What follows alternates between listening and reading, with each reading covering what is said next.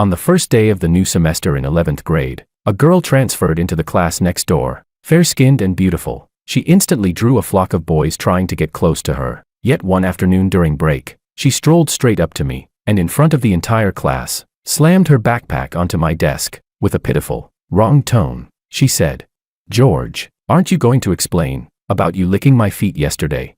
Amid the rising murmurs around us, I looked at her, let out a small smile, pulled my phone from my bag, and dialed a number. "Hello, could you send someone over? Someone is publicly making defamatory and harassing statements about me." Chapter 1. Under everyone's gaze, Willow's face instantly flushed red. She clutched the hem of her skirt, stammering, "George, don't be like this. I was just joking with you." People around us joined in, heckling, "Yeah, the goddess is just joking around. Why are you taking it so seriously?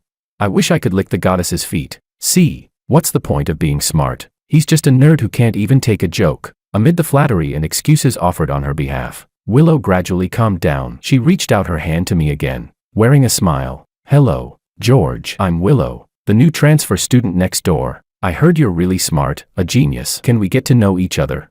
I ignored the hand she extended, lowered my eyes, and continued finishing my call. Yes. City A no. 3 high school. All right, I'll wait for you here." Hanging up, I put my phone back into my bag and picked up my pen again to continue solving the advanced calculus problem I hadn't finished. The classroom fell utterly silent. Willow lowered her hand. Her face turned from red to pale, inch by inch. "Was that really necessary?" she asked me with a trembling voice. I didn't respond. 15 minutes later, the police arrived. Willow, the dumbfounded homeroom teacher, and I were all taken to the office. After understanding the whole story, the police officers gave Willow a stern warning. "You don't even know George. Why would you say something like that about him in public? Young lady, how can you speak so recklessly?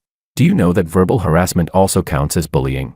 Tears welled at Willow's eyes. She sobbed uncontrollably. "I'm sorry, officer. I was wrong. I just heard that George is introverted and doesn't like talking, so I learned something online to get him to speak. I didn't mean any harm. I just wanted to be friends with him."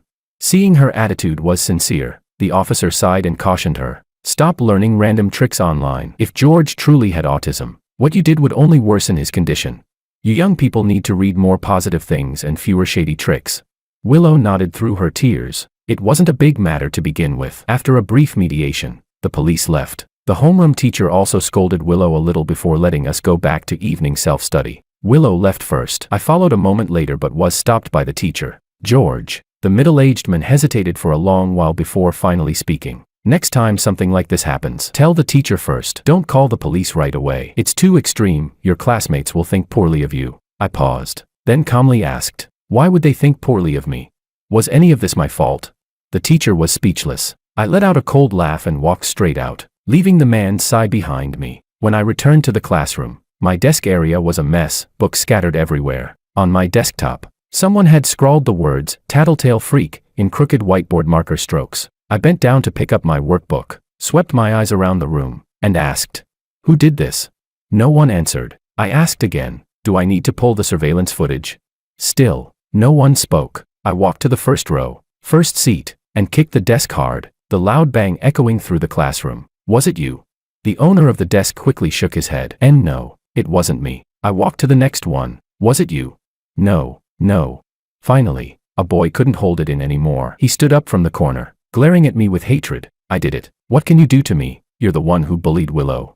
I tugged the corner of my lips, then I walked over, kicked his desk aside, grabbed him by the collar, and studied his face closely. "You transferred here from somewhere else, right?" I asked. "Take a guess. Why is it that out of the entire class, you're the only one who dared to do this?" His face flushed red. Struggling, he shouted, "Because they're all cowards." "No," I said slowly, unhurriedly, "because they value their lives." After that, I swung my fist at him. My punch skimmed past his temple, the wind whistling, then landed on the wall with a heavy bang. I loosened my grip. The boy slumped down the wall, collapsing onto the floor. He stared at my hand with terror, his lips pale and trembling uncontrollably. Blood dripped down, fall after fall. I licked my lips and gave a faint smile. Then, dipping my left hand into the blood running down my right, I wrote a large word on his desk. Coward. Chapter 2. In school, students with excellent grades always receive certain special privileges. At 5:30 in the evening, I strapped on my backpack and walked out of the school gate. Willow hurried up from behind me. "George, you're not going to evening self-study?" She had regained her energy again, chirping like a sparrow. "Oh, I get it, you're so smart. Did your homeroom teacher give you special permission to skip evening study? Have you eaten? Where are you going? Why aren't you talking to me? George, are you still mad at me?" I stopped walking and stood by the bus stop. 30 seconds later, an old model bus slowly pulled in. I took 2 yuan from my pocket, bought a ticket, and got on. Willow bit her lip, glanced around, then took out her phone to scan the fare and followed me onto the bus. Sitting beside me, the bus rattled along until it reached a stop near the night market. After getting off, I went to the stall I rented, cleaned it briefly, then turned on the fire and began making fried noodles. Oil sizzling over high heat. An egg cracked in with a sharp hiss. After scrambling it apart with a spoon and scooping it out, I poured in fresh oil, tossed in onions to release their aroma, then added the noodles, eggs, and vegetables together to stir-fry. My right hand was still wrapped in bandages, but even while flipping the wok and adding seasonings, my movements were practiced, like I'd done this 1,000 times. In truth, I had done it 1,000 times. My living expenses and tuition over these past years were all earned one ladle of stir-fry at a time. This night market wasn't some trendy hotspot. It only stayed open because there were several large factories and electronics plants nearby, along with a construction site. In this noisy, muddy environment, Willow stood there in a white knee-length skirt, a glittering rhinestone hair clip on her black hair. She looked completely out of place. An auntie who had just ordered a bowl of fried noodles enthusiastically recommended it to her. "You should get one too, girl. This young man makes the best rice noodles, clean and delicious." Willow hesitated for a moment, then stepped forward and stood before my stall. "George, I want a serving of fried noodles." Without looking up, I tapped the QR code sticker in the upper corner with my spoon. 6 yuan. She transferred me 100. I still made her a portion based on the 6 yuan standard. Willow poked at it with her chopsticks, her face looking displeased. "George, you didn't even give me an extra egg," I said. 6 yuan fried noodles don't come with an extra egg. Willow was speechless. At 11 o'clock, I closed my stall on time. Willow still hadn't gone home. She had finished her noodles, and the disposable chopsticks were already tossed into the trash. She sat by the roadside, baring her teeth as she swatted mosquitoes. Her pale legs were covered in red bumps. I glanced over, tossed her a bottle of medicated oil, and said simply, "Stops the itching." She looked at me pitifully. "It's so late. George, can you walk me home?" I paused for a beat. "Where do you live?"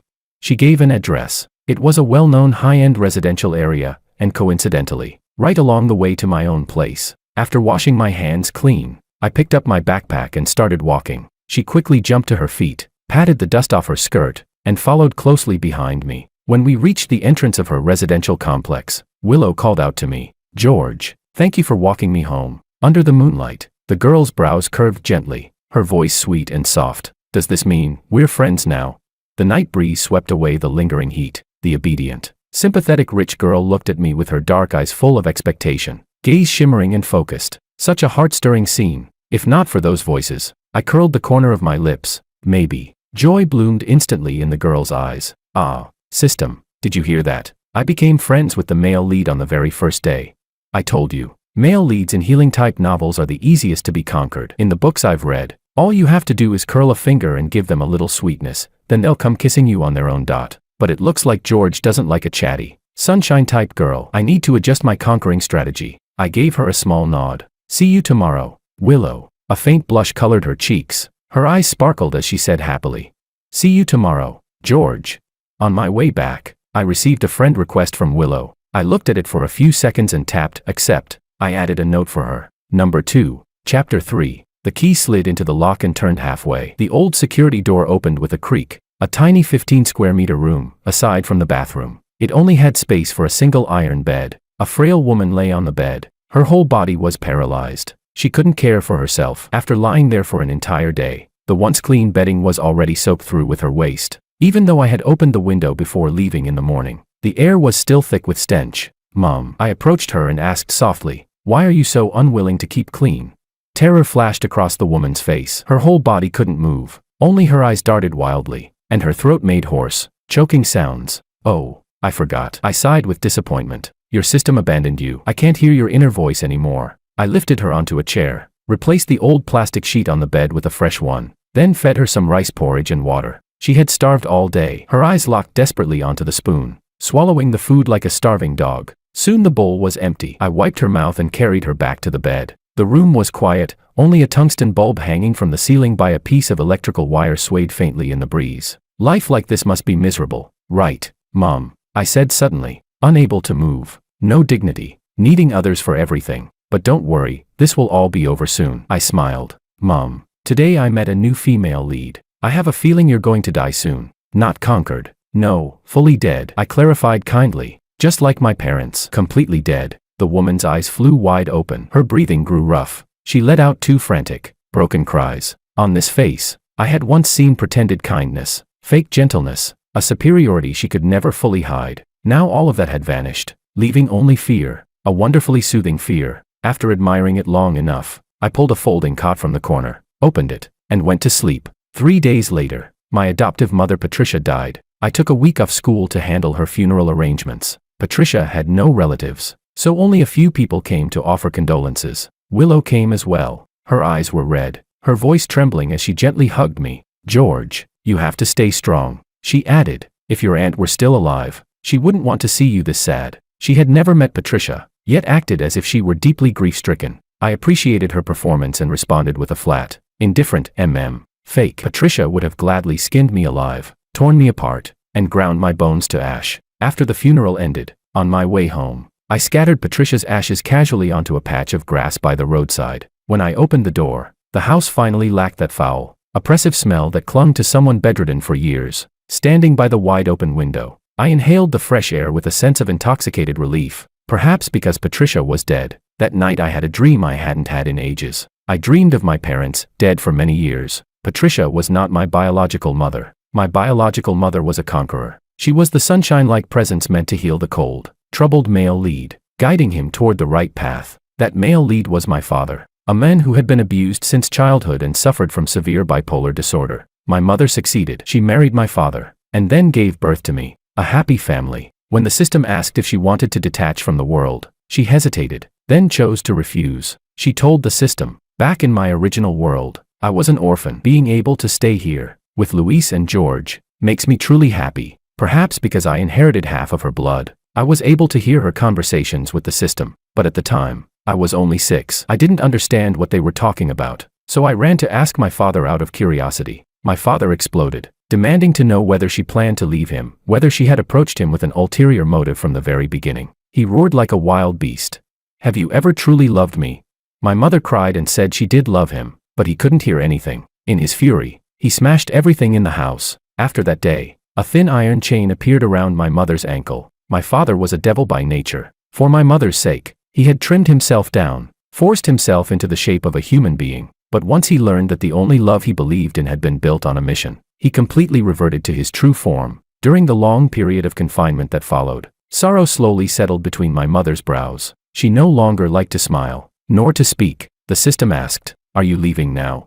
When it asked that, I was lying on my mother's lap, listening to her read me a storybook. My mother's voice came to an abrupt halt. I looked up at her face from below. Her once bright and vibrant cheeks had turned pale and dim, like a flower slowly rotting. I said, "Mom, you should go." Tears fell from her eyes, one after another. She stroked my face, her voice weak but unwavering. No, she was answering the system, and me. "George, I won't leave you with that devil." The system was silent for a moment, then said, "All right then, goodbye, host. Luisa's healing arc has long been completed. A new male lead has already formed. I'm going to bind with a new conqueror now. The system left, but my mother didn't care. A pair of bright flames lit up in her eyes as she held me and said, "George, go steal Luis's keys. Mommy will take you away together." I stole the keys, but I didn't escape with her, because my father discovered us. I still don't know why I had been so careful. In a rage, my father grabbed me by the collar and threw me into a room. The heavy door shut out all the evil and noise. At first,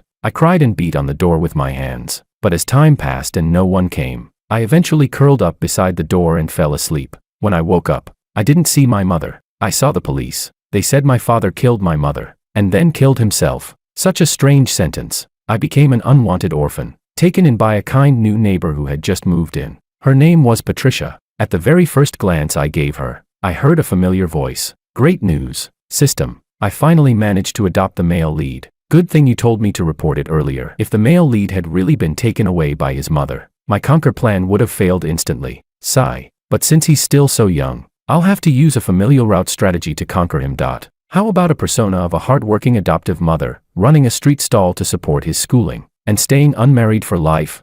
In that moment, looking at Patricia's feigned motherly kindness, everything clicked in my mind. No wonder my mother and I got caught. No wonder my father ended up beating her to death. So it was me, that so-called new male lead. It was me. Chapter 4. The system and the conqueror deliberately crafted a tragic childhood for me, all just to stuff me into a pitiful shell that needed to be saved, needed to be redeemed. A shell meant to help them complete their missions. After Patricia failed the adoptive mother route, the system abandoned her and chose Willow instead. The system knew my mother very well. That was why it dressed Willow in a white dress, clipped sparkling rhinestones in her hair, sprayed her with orange-scented perfume, and made her act like a lively, bright little sun. They intended to use such similarities in appearance and personality to spark my interest in Willow so that the emotional plotline would naturally develop. But what they didn't know was, the more Willow resembled my mother, the more disgusted I felt. After returning to school, I would always find warm breakfasts and snacks inside my desk. The boy behind me said sourly, "The goddess treats you really well." I replied, "If I were you, I'd first worry about whether I can even get into college." He immediately backed down. Willow became a regular at my fried noodle stand. She always ordered a serving of fried noodles, sometimes with an egg, sometimes without. After eating, she would sit under the dim streetlight doing the homework our teachers had assigned during the day. When I closed up the stall, she would come over and beg me to walk her home. Days like this went on for a month. Then one day at school, I suddenly heard her screaming at the system in her mind. "Not increased at all. You're saying my redemption value for George hasn't increased at all. How is that possible? I've brought him breakfast for a whole month. I've got mosquito scars everywhere. How could he not be touched at all?" The system responded, "I told you long ago. Host, you need to adopt more intense methods." Willow asked, "Like what?" The system answered, "Find someone to smash his stall. Hire a few school thugs to bully him. Then you show up and save him from disaster." Willow fell silent for a moment before saying, "Don't you think that's shameless?" But the system replied, "I do not possess those emotions unique to humans. Based on calculations across multiple worlds, this method has the highest success rate." I sneered and stopped listening. That night, Willow still appeared punctually at my fried noodle stand. She didn't bring thugs to cause trouble. Instead, she ordered her usual fried noodles and stayed with me until closing. After the last customer left, she walked up to me, took a deep breath, and asked, "George, can I hire you to tutor me every night? That way you won't have to work so hard selling fried noodles." I glanced at her. "Are you pitying me? I'm feeling heartache for you." She gradually calmed down, her words growing steadier. "You study well. You're smart. Your energy should be spent on something more meaningful, not on selling fried noodles here." I rinsed the pots and dishes with the hose, never lifting my head. "Tutor you? That's not easier than selling fried noodles." Willow's face turned visibly red. You.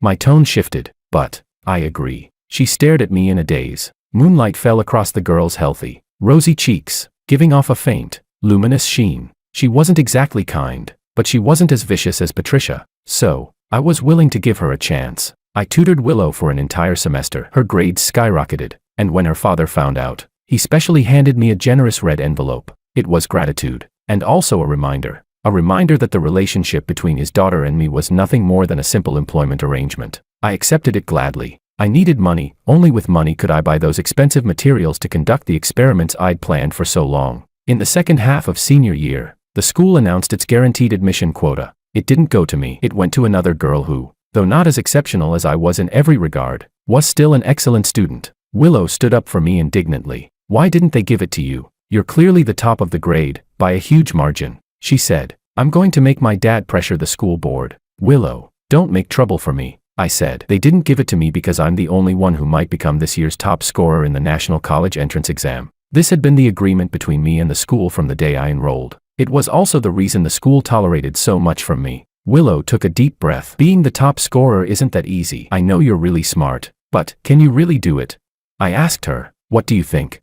The system had already told her about my character setting. A genius boy whose parents died early, who worked part-time to support himself while caring for his paralyzed foster mother. After a moment of silence, she said, "If I didn't know you, I'd absolutely believe you could do it. But now that you're standing in front of me like this, I can't help worrying about you." The system spoke, healing value +1. Willow looked at me in shock. She had chased me relentlessly for nearly 2 years, and this was the first time she'd seen her numbers fluctuate. I lowered my eyes and said, "Thank you, Willow. Thank you for seeing me as a person, not as a character in a book, nor as a cold, rigid persona." Chapter 5. After the college entrance exam results were released, I unsurprisingly ranked first in the entire province. Because I had no parents, the school funded a small celebration banquet for me. After the banquet ended, Willow asked me to meet her at the beach. There were no stars tonight. The sea and the night blended together, silently sweeping across the shore. Amid the darkness, only Willow's body emitted a faint glow. She wore a starry night evening gown, layers of organza adorned with countless tiny crystals. Her hair was curled into delicate waves, tied high with a black ribbon, with a few strands falling beside her ears, adding a touch of playful charm. She confessed her feelings to me in the sea breeze. I rejected her. Why? She asked, forcing a smile. I replied, Willow, do you think an ant would ever fall in love with the one observing it? She said, what do you mean? I don't understand. I ignored her question. Do you know why your WeChat nickname is saved as number 2 in my phone? Her face looked a little pale in the dark. Why? I said, number 1 is my foster mother. Her name was Patricia. You might have already forgotten her name, even though you shed a few tears at her funeral. Willow had indeed forgotten. She had never paid attention to George's foster mother, a woman completely paralyzed, appearing only occasionally, nothing more than a prop designed to highlight George's tragic background. But when she heard George's next sentence, she felt the blood in her body turn cold inch by inch. Before you showed up, she was also bound to the system as a conqueror, the heroine of this world. She was supposed to play the role of a mother who raised a child through hardship, who would move me with love and heal me. But she died. Willow whispered. She looked at George. His eyes were darker than the sea. She unconsciously took a step back and asked in a trembling voice, how did she die? I answered gently, she died after you appeared. The system chose you and abandoned her. Willow continued pressing, step by step. Then why did she suddenly become paralyzed? It wasn't sudden. I explained patiently. She was getting old and must have developed high blood pressure at some point. One day while working the stall, she mistakenly took a blood pressure raising pill instead of the one that lowers it, and accidentally caused a cerebral hemorrhage. After they saved her, she was paralyzed from head to toe. After a long silence, I heard Willow ask in a trembling voice, did you do it? I bent down, letting my fingers glide through the cold seawater, feeling the cool liquid slip fluidly between them, and did not answer her question. Willow asked again, George, are you going to kill me? I straightened up and wiped my damp hands on my clothes. In a cold voice, I said, I know you applied to a university in City A. Willow, change your choice. Stay away from me. Could all of you just stay away from me? I never goddamn needed anyone to save me. I didn't want to become my father, and I didn't want to create another mother all over again. No matter how many times it happened, the only one who could save me from disaster was myself. I turned to leave, and Willow shouted behind me, George, but everything I've done for you is real. Didn't you feel even a little moved? She cried, what did I do wrong? I just wanted to go home. Then what did I do wrong? I turned my head, fatigue in my voice as I asked, I'm just an ant who cannot fall in love with the one observing it. And besides, do you really think I need to be saved by this kind of love? Chapter 6. Willow seemed to have completely given up on trying to conquer me. She changed her university application and went to study in another city. As for me, I entered the physics department at City A University, completed a direct PhD program, and chose to stay in the lab for research after graduation. The next time I contacted Willow, I was already 26. At that point, I had just led my team to publish an important paper at a well-known international conference. After attending the conference abroad, I got off the plane, went home, slept for a while, and planned to head out to buy some things once I woke up. But the moment I opened my front door, I saw a little girl standing there, looking up at me. She wore a pale yellow dress, a tiny baseball cap, and called me Daddy in a childish, innocent voice. Before I had time to feel the absurdity of it, I heard a familiar voice. Wah. Adorable baby daughter heals the tragic male lead and rescues her parents' love system. Do you think I'm acting convincingly as a child? Can you tell I'm actually 35? My eyes darkened. Without much emotion, the corner of my mouth lifted slightly as I crouched down and asked, who is your mother? She blinked her big eyes. Willow. Daddy. How can you forget Mommy? Oh, I remember now. This is the time when Daddy and Mommy aren't together yet. She clasped her hands behind her back and looked at me very seriously. Baby me traveled back in a time machine to save Daddy and Mommy's marriage. After settling this inexplicable child in place, I sat in my car and sent Willow a WeChat message. She hadn't blocked me, apparently, and she called back very quickly. I answered, and after 2 seconds, she finally spoke. George. Her voice was a little hoarse. My system disappeared. Will I die like Patricia? I didn't respond. I simply took out a cigarette, lit it, and let the harsh taste scrape bitterness across my tongue. After finishing the whole cigarette, I gave a quiet cough and asked, Willow, Do you still want to go home? On the other end of the line came her soft breathing. After a moment, she spoke with firm clarity. Every single minute and every single second since I arrived here, I've wanted to go home. Listening to her answer, I looked at my own reflection in the rearview mirror. For some reason, a smile tugged at my lips. I lowered the window and flicked the cigarette butt outside. Then I told her, "All right, Willow, you'll get what you wish for." Chapter 7. Just as suddenly as she had entered that world, 26-year-old Willow opened her eyes one day and found herself back in her original world. Even her body had returned to the 17-year-old self she had been when she first crossed over. In a daze, she walked down the spiral staircase. In the first-floor living room, the housekeeper was dusting with a feather duster. Daddy was sipping tea at the dining table, and Mommy was curled up on the sofa chatting with her best friend over the phone while wearing a face mask. Everything was both familiar and foreign. Hearing footsteps, Willow's mother naturally looked toward the staircase, but the very next second, her expression changed drastically. "Willow, what's wrong? Why are you crying like this? Who bullied you?" Only then did Willow realize she was already covered in tears, though she didn't know when she had started crying. "Mom," she sobbed as her mother pulled her into a fragrant embrace. "I had such a terrible, terrible nightmare." "What nightmare?" Willow froze for a moment before slowly saying, "I don't remember." "It's fine if you don't remember, Willow. Don't be afraid, dreams are always the opposite of reality." Her mother hugged her while comforting her, and at the same time told the housekeeper to go buy some pomelo leaves to wash away the unlucky aura for the young miss. Willow's life returned to its normal track. The strange thing was, even though she had been gone for 10 years, coming back felt natural, as if she had never left at all. Blankly, she wondered whether those 10 years in the other world had really been just a nightmare. Was it truly a dream? One day, while practicing piano in the music room, she suddenly heard the system's voice again. She was so startled that her fingers struck the wrong note. The system said, "Host, don't be afraid. I'm here to say goodbye." Willow's hands hovered above the piano keys. She asked, "What exactly happened that day?"